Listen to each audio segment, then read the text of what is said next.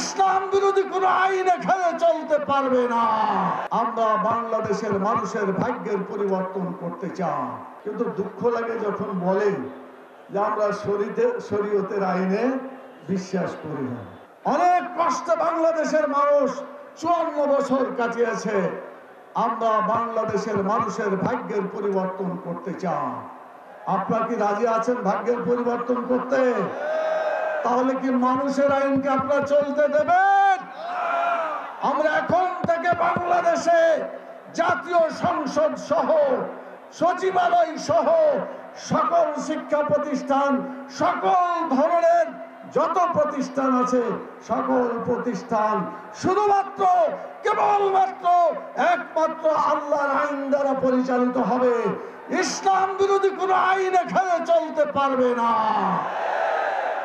এই 8 দল শুধু 8 দল থাকবে না, বাংলাদেশের যত দল আছে সব দল ইসলামের পতাকা তলে সমবেত হবে ইনশাআল্লাহ। এই জন্য আমরা দরজা ওপেন করে দিলাম। আমরা বিএনপিকেও বলতে চাই, আপনারাও বসে, আপনারাও আল্লাহকে এক বলে স্বীকার করেন, আপনারা কোরআনকে মানেন, কোরআনকে এক কিতাব হিসাবে আপনারাও মানেন। কিন্তু দুঃখ লাগে যখন বলেন যে আমরা শরীয়তের আইনে বিশ্বাস করি না। এই কথাটা বোধহয় ভুলক্রমে বলছে না জেনে শুনে বলছে, আমার বিশ্বাস এখনো ঠিক মতো হচ্ছে না। 2014, 2018, 2024 স্টাইলের মতো এই ধরনের নির্বাচন আমরা চাই না। কথা ঠিক কিনা বলে?